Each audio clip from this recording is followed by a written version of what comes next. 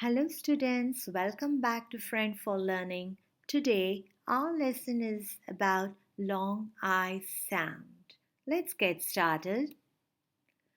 Before I start the lesson, I want you to familiarize yourself with the vowels. What are the five vowels? Yes, well done. A, E, I, O, and U.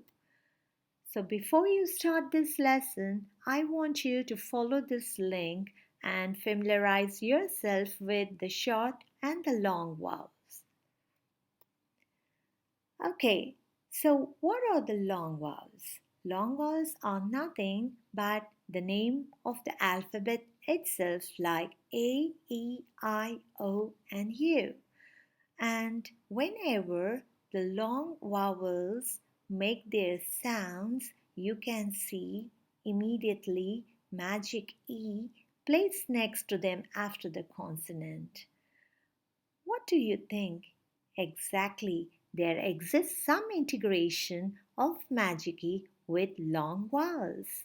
If you want to know more, follow this link and learn more about magic E, and then I would suggest you come back to this topic.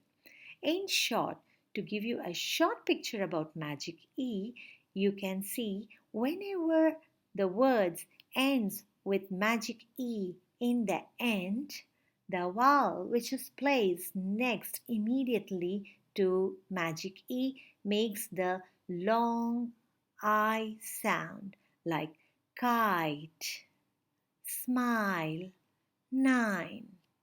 Let's have a look at some of the examples. Long I sound is usually pronounced as I, and it's written as IGH. Let's practice some sentences using long I sound. The bulb gives us light. Can you guess this? The sun is very well done, bright. They should not, excellent, fight. The opposite of day is well done, night. If it's not wrong, then it's excellent, right.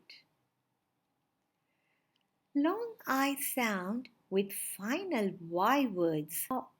Are you wondering why the alphabet Y is coming here? Exactly. Y is a consonant, but it is often confused with vowel. It produces the I sound when it ends in words. Like, for example, cry, fly, sky, fry, dry, and shy. So here you can notice, though these words are ending with letter Y, but they produces the long I sound.